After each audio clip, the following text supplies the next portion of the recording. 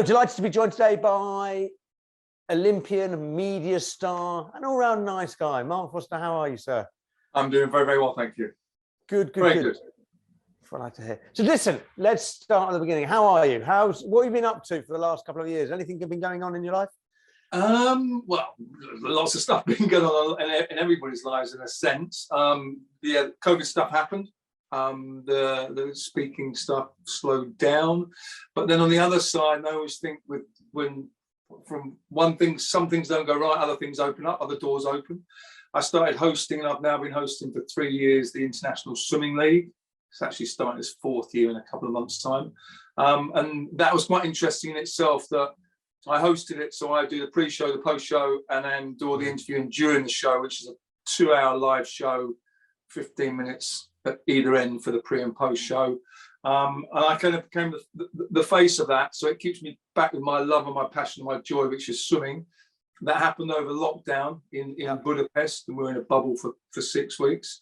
And it was awesome. It was absolutely awesome. So it enabled me to, I was going to say, I've always been the pundit the expert pundit with the BBC. And all of a sudden now it's like, no, you're the presenter, you're the host, you're the interviewer. You kind of, I just said to the guys, I said, what do you want me to do? And they said, we want you to be you. And I went, well, okay, what is that? But then they kind of go, look, the show's yours. So I went, oh, okay. So I just kind of like made it up as I went along. But that's been... Are you enjoying it? Is it in kind of the new role? Is it fun? Or do you feel restricted? You can no longer do the punditry? Love it. No. The punditry stuff with the BBC is also, I mean, I always said, it was 2012 Olympic Games, and I worked with Claire Balding in London. I always say that I made Claire Balding's career, because before the Olympics, people had never really heard of her, and I made her career. No, but she's awesome at what she does. But what she enabled me to do, she said to me, she said, the next best thing to doing it is talking about it and sharing your love and your passion, which is what I now get to do with the public, so to speak, or the swimming fans. So no, the BBC stuff, I work with Rebecca Adlington, who's my kind of on-screen wife, or she calls me her on-screen husband, and I love that stuff because it just enables me to. I get the best ticket in the world, Nick, once every 4 years, and that is to go to the Olympic Games and follow swimming, love and passion. But then I get to see everything else at the same time. So it's sort of it's the best job in the world. I've got to say, doing the punditry for the BBC within sport, the best ticket in the world for me. So before I talk about swimming, we are in the middle of the Winter Olympics. How, and obviously it's come with its own controversies, and it's going on with its own controversies. How do you view the Olympics, and how do you view what it brings to society? It shows what's possible. I always said with sports people or Olympians or professional footballers or basketball players, whatever it might be, that they show what's possible with the human body when you obsess about something and do something, teach your body to do something every day. It's amazing what is possible, and I get blown away by not just sporting achievements, but achievements outside the sporting world as well. I paint as an artist. I mean, I can't paint. Well, I can paint, but not very good. But you watch people express themselves and get obsessed by something, it shows you what's possible. Now, what Olympics does for me is it highlights every sport, the broad spectrum, not just the individual sport. And the beauty for people watching is they get to watch a bit of everything. But it also shows you that hard work means results. I learned a big lesson for me when I went to Millfield School when I was 13 years of age. It's a boarding school, and I remember my mum always used to get me up as a kid, and all of a sudden at boarding school, I'm in a dorm with 5 other kids who didn't swim. I had to get myself up at 5 in the morning, walk half an hour down to the pool before I swam for 2 hours. And it was kind of one of those reflections of no one's going to do it for you. You know, you've got to put the work in. I had a team of people around me. But I think what Olympics shows you is the end result, the tip of the iceberg. But within every sport, you've got the foundations and grassroots. You kind of got a little bit of everything within sport. Lovely. I love that. Let's move on to swimming. Tell me, kind of, how is it? How is the state of swimming in the world going on? How is our country, kind of Adam Peaty and everything? We do have a slight obsession with the whole sport. What's your view of how it's going? What's your view of the sport itself? And what's to come? Swimming at the moment is in the best place it's ever been. I first represented Britain at senior level in '85 at 15 years of age. So I've kind of been involved with swimming now for, if my maths is correctly, 36 years. It's the best the team's ever been.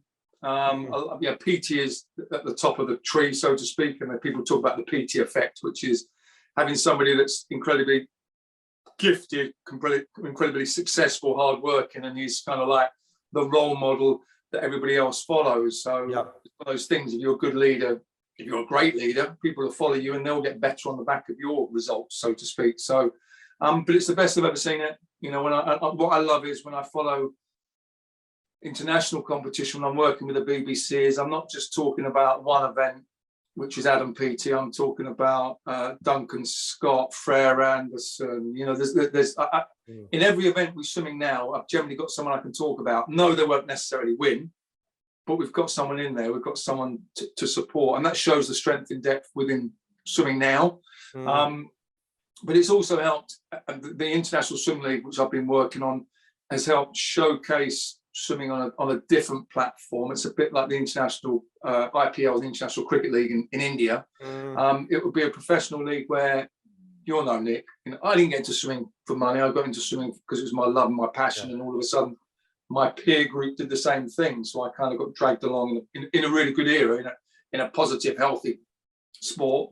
But sport's changed an awful lot now, and people get into sport because they want to earn a living from it. And the International Swimming League's given people that chance, and that platform and that arena with all the best swimmers in the world competing with one another has brought out better results, not just from British swimmers.